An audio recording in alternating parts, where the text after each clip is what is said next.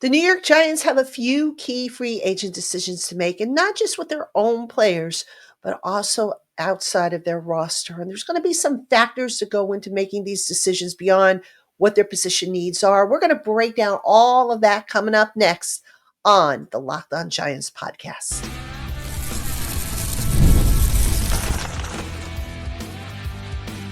You are Locked On Giants, your daily New York Giants podcast.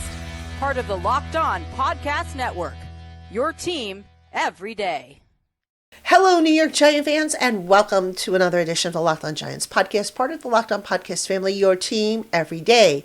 I'm your host, Patricia Traynor, credential member of the New York Giants media for Locked On, as well as for New York Giants on SI, which is where you can find all my written work, as well as that of my writing team. And as always, we welcome on in our Blue Crew community members, our everydayers, our newcomers, and everybody in between. Thanks so much for checking out the Locked On Giants podcast. And please, if you watch us on YouTube, please consider subscribing to the channel. Click the little notification bell so that you get notified every time we post a new video.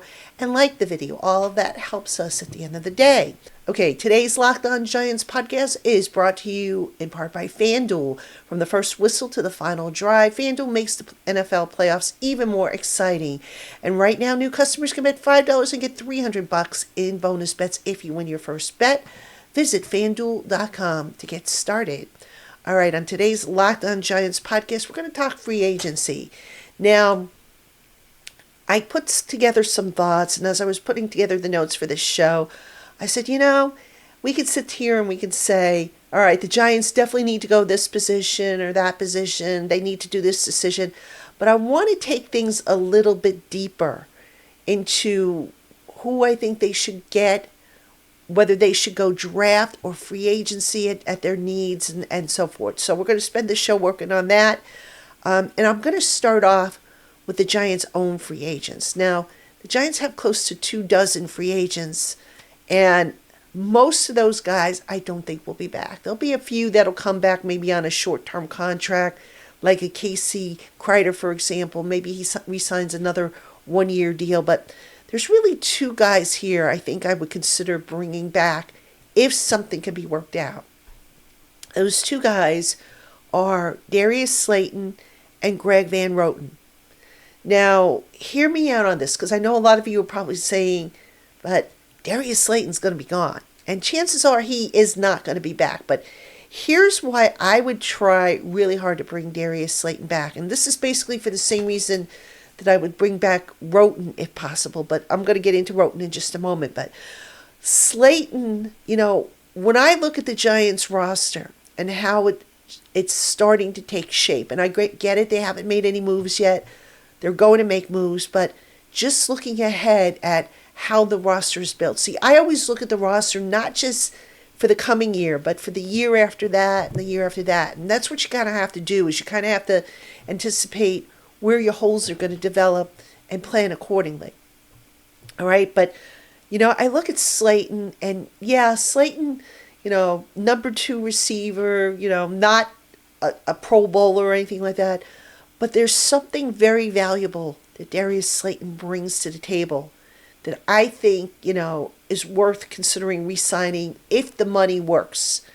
And that something, folks, is leadership.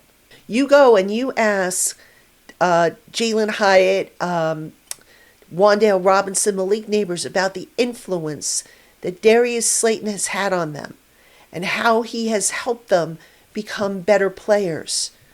And you would be probably surprised. And Malik Neighbors in particular, he just recently did an interview, or actually he did it a few weeks ago. I think they aired it on Giants.com recently. And he spoke about Darius Slayton and his impact on the young receivers. How Darius Slayton would set up, film studies and film clips and say, okay, look, this is how, this cornerback is trying to play you. This is how I would counter it. So Slayton might not be, all world as far as his stats and his production, but one thing he has that I think is very, very valuable is that leadership. And folks, how many times have we spoken about on this program about how the Giants have let leaders walk out the door? All right. Now, I get it. Some of these guys get, ridiculous amounts of money from other teams that basically overpay for them, and you can't keep everybody. I get that. But it just seems like they're not going to be happy, this regime is, until the very last bit of the veterans from the Dave Gettleman era is out the door. All right? Slayton is from the Dave Gettleman era. Slayton, drafted in 2019, I believe after they cut Daniel Jones, I think Slayton and Dexter Lawrence. All right? So Slayton was amongst the longest tenured Giants. So I think, at the end of the day, he's not going to be back. He's, does he even want to be back? I don't think so, just based on the frustration that I detected, when I would speak with him. But that's a guy that, if they could work something out, I'd like to see them do it because, again, the leadership, the influence that they have on these these younger guys. You look at the Giants cornerback room, for example, they don't really have, and this, again, no disrespect here to Adoree Jackson, they don't really have a leader / mentor back there. And that just makes such a big difference. Somebody who can show these guys how it's done, how to take care of yourself, how to be a pro, how to watch film, how to find little nuances in the film that give you the competitive edge. The Giants don't have enough of those guys, in my opinion. And I think that's a huge problem in that locker room. All right? So as they get ready to build the roster in this first wave, which is going to be the free agency wave, that's got to be a priority. And, you can let guys walk out the door, but at some point you got to say to yourself, okay, when do we stop letting guys walk out the door and we start retaining guys? So I don't think it'll be with Slayton, but I sure would like to see it because the guy is a pro's pro. Does everything asked of him, does everything right. Again, he might not be all world, but the guy is a keeper, in my opinion. Unfortunately, I don't think they're going to be able to. I don't think the two sides will agree. Now, I mentioned Greg Van Roten, the offensive lineman. Van Roten, as a backup guard and center, I would be happy with that. He's another pro's pro. I don't think he gets a lot of credit for that, but Van Roten's a tough dude. I think he was one of two players who played every snap. Brian Burns being the other one. Van Roten went about, preparing the right way, taking care of himself the right way. Now, the issue with Van Roten, his age. I think he's going to be, I want to say 34. I think he's up there in age. Do you move on from him at this point? Probably. Especially if you're getting guys like Jay Kubas ready to step in to maybe be your interior swing guy at center and at guard. And, look, you've heard me say before that the Giants need to have some young talent to put into the cupboard. Get them ready so that they can step in, so that when the starters move on, you have guys that can step in. But, again, to have a veteran presence. Andrew Thomas is a veteran presence. Yes, so is Jermaine Illuminor. So it's not like the Giants would be devoid of having a veteran presence in that offensive line room. But Greg Van Roten, to have him on there as well, I think that would be a really good move if the Giants, or if the two sides could actually work something out to keep Van Roten, even if it's just for a year. But we'll have to see if they go that route. All right, coming up next, one of the biggest free agency moves the Giants will have to make is at quarterback.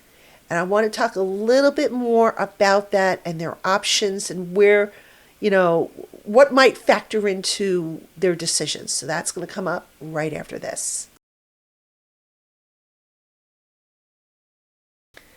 Hey, Giant fans, from the first whistle to the final drive, FanDuel makes the NFL playoffs even more exciting. Right now, new customers can bet $5 and get $300 in bonus bets if you win your first bet. That's $300 to keep the action going. The FanDuel app is easy to navigate, and the variety of bets keeps every game exciting. Plus, when you win, you get paid instantly. There's no more waiting around for your winnings. Whether you're betting on your favorite team or just looking to add some extra excitement to the playoffs, FanDuel has you covered. Just visit FanDuel.com to join today and get started with $300 in bonus bets. That's FanDuel.com. Make this playoff season unforgettable with FanDuel, an official sportsbook partner of the NFL. All right, Giant fans, welcome back to the Locked On Giants podcast. I'm your host, Patricia Traina, and we are talking free agency. And, I'm at some point, I'm going to give you a full comprehensive breakdown of players I want to see added and all that. I'm going to do a mock draft on the show. I'm going to have a guest on the show. I think that guest is going to come on and be on with me on Monday. So we've got a whole lot of stuff we're going to continue doing here on the Locked On Giants podcast. So, hope you'll stick with us this off season, because we really don't have an off season here. There's just so much to cover and so many topics and everything like that.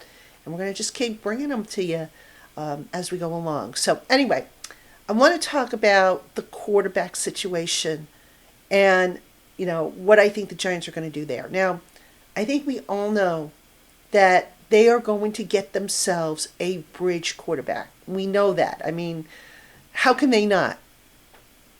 The question has always come down to, is it going to be a young guy like, a Justin Fields? Is it going to be somebody who's a little bit more seasoned, like a Jimmy Garoppolo or a Carson Wentz or an Andy Dalton? What's going to be the plan there? And I don't have to tell you guys that quarterback is the most important position on this football team. It is the biggest hole right now on this football team.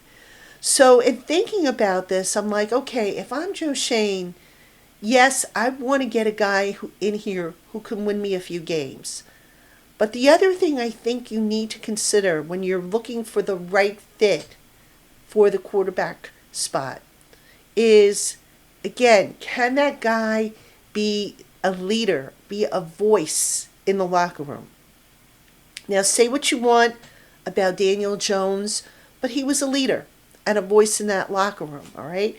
Even though, he didn't have much to say to the media, he was a leader and a voice. He would sit down and he would plan out film sessions. He would schedule, passing camps and stuff with his teammates.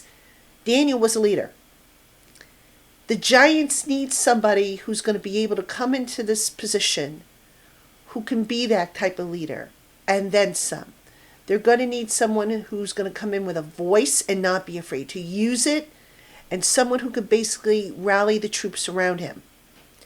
So to that end, when you're looking at quarterbacks, and if you look at the available options right now, you could maybe say, well, just get somebody in here who can win. But yeah, that's important. But I think, like I said, that intangible needs to be there as well. And, I don't know, these free agent quarterbacks well enough, personally speaking, to say, yeah, Jimmy G's that guy or Justin Fields is that guy. I can only go by, production and film and all that stuff. But I think that's a key element that this team is going to need to look at for its 2025 roster. And it's especially important if their plan is to draft one of these young quarterbacks, because they're going to need a veteran to kind of, guide the kid along. Now you're saying, well, why? The kid's an adult. What is he? Folks, it's important. Eli Manning had Kurt Warner. All right. Daniel Jones had Eli Manning. It's an important thing to have a veteran mentor. And, you're going to hear me say this a lot. You get the right guys in. And here's the thing, folks. I would not be stunned if the Giants actually bring in 2 veterans and they have a competition. That would not surprise me. Now, obviously, you're going to say, well, how the heck are they going to pay 2 veterans? You still bring them in, And then, maybe you do a contract adjustment, like kind of like what they did with Tyrod Taylor a few years ago or a couple years ago, and with Drew Lock last year, where they said, okay, we'll pay you one amount, and if you're our backup, you'll get this amount, but if you're our starter, you'll get this amount. So I could see something like that being a possibility. And, you're also probably sitting there saying, well, what about Tommy DeVito? Can he be that guy? Tommy DeVito is still a relatively young quarterback. Has he shown leadership? Yes. Is he on the same level as maybe, I don't know, somebody who's played a little bit longer in the league and had a little bit more success and had more snaps? No. No, not quite. So I just feel like, DeVito, they bring him back, and I think they will because he's an exclusive rights free agent.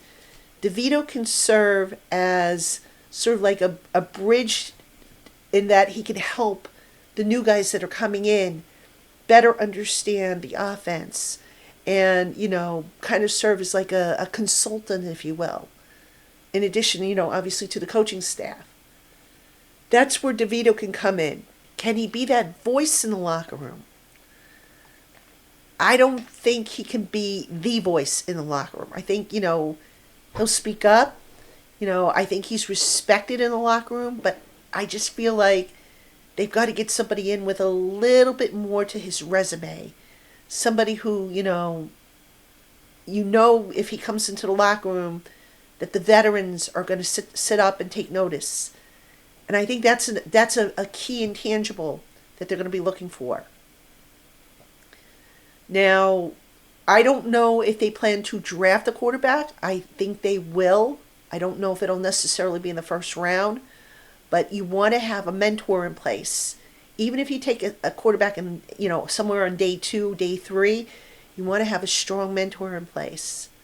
And that's why I think it's going to be so important for the Giants to explore that opportunity and not just say, okay, we like this guy because this guy has the best stats out of everybody. So I'm curious to see how they play it out, how they're going to structure it, because basically this quarterback room is going through or is going to undergo a massive overhaul. I don't think Drew Lock will be back. I highly doubt Tim Boyle will be re-signed. Like I said, out of the 3 that were left, I think DeVito, because he's an exclusive rights free agent, he'll be back.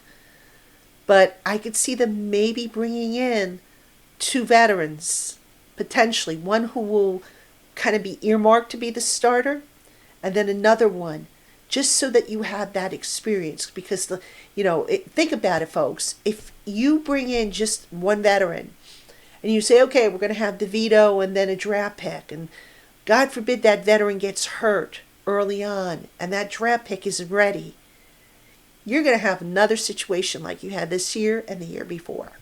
And do you really want that? So that's why I would not be stunned if the Giants add a second veteran to the mix. I don't think it'll be a high-priced guy, but I could see it being a second veteran. Now, how they pitch it to these guys, that's another story, because every quarterback coming in here is going to want an opportunity to compete. I am of the opinion that regardless of who they bring in, they should have a competition. They shouldn't just say, okay, Justin Fields, you're going to be our starter. No competition whatsoever. It's you, man. Have a competition. Now, will these guys go for that? Well, you know what? If they're competitors like most of them claim that they are, sure, why wouldn't they? And if they don't want to go for it, then you move on. There's only so many starting quarterback jobs available in the NFL every year. Somebody's going to want it. And, obviously you don't want to settle for, like a guy who just wants it just for the sake of it. You want to get a quality guy in here, but you've got to make it so that you get good value, you get that leadership, and you get the franchise at least started, pointed back in the right direction. All right, coming up next, I'm going to talk about some of the other positions that I think free agency is going to touch. So don't go anywhere. We'll be right back. This episode of Locked On Giants is brought to you by Talkspace. Therapy is a game changer that can help manage stress, improve sleep, and communicate more effectively. But finding the right therapist and fitting sessions into a busy schedule can be a challenge. That's where Talkspace comes in. Talkspace is the leading virtual therapy provider, and it makes getting the help you need easy, accessible, and affordable. With Talkspace, signing up is simple. You can match yourself with a licensed therapist who fits your needs, usually within 48 hours. And it's also convenient. You can have sessions from the comfort of your home and even message your therapist between appointments. Plus, Talkspace is covered by many insurance plans, and for most insured members, there's zero copay. It's never been easier to prioritize mental health. And as a listener of this podcast, you'll get $80 off your first month with Talkspace when you go to Talkspace.com/LockedOnNFL and enter the promo code SPACE80. To match with a licensed therapist today, go to Talkspace.com/LockedOnNFL. And again, that promo code is SPACE80, SPACE80, to get $80 off your first month and show your support for the show. That's Talkspace.com/LockedOnNFL, promo code SPACE80. Hey Giant fans, if you're looking to join an exclusive community of Big Blue Faithful where you can discuss the team and receive inside information in a toxic-free environment, then you need to check out the Locked On Giants Blue Crew community. You've heard me mention the Blue Crew community at the start of every show, and they're an exclusive group of members who get access to our by invitation only Discord channel where we can talk with one another, ask questions, get breaking news, and so much more. It's really a really cool community. I'm really enjoying the members in there, the questions, the interaction, and all that great stuff. And as a part of the Locked On Giants Blue Crew, I often text exclusive updates and info directly to the members' phones, and they are able to text back to me one-on-one. So if they have a question, a comment, a thought, they can send it back to me. I respond back to them, and we get a conversation going. So why don't you check us out? Come see what it's all about with a free 14-day trial. And when you use our promo code BLUECREW, BLUECREW, you will get your first 2 months after your 14-day trial at 50% off the regular price of $4.99 a month. If you don't like it, cancel before the trial ends, and you will owe absolutely nothing. Again, for more information or to register, visit joinsubtext.com/LockedOnNYGiants, and that promo code that you want to enter at the top of the page is BLUECREW, BLUECREW. That will give you your 2-month discount. Text and data rates may apply. Please see your carrier's plan for details. All right, Giant fans, welcome back to the Locked On Giants podcast. I'm your host, Patricia Traina, and some final thoughts on this free agency general overview. You know, we've been I haven't given you specific names of guys that I think the Giants will pursue. That's coming, but basically, the theme here that I think the Giants need to really look into is veteran leadership. All right. And you're saying, well, yeah, a free agent is going to be a veteran, but not all veterans are leaders. The Giants over the years, one of their biggest mistakes has been letting leaders walk out the door, particularly homegrown talent. And that has to stop. Now, I've mentioned, that I don't think a lot of the players that are free agents for the Giants are going to be back next year. I mentioned a couple that I would like to see back, although I don't think they will be, realistically speaking.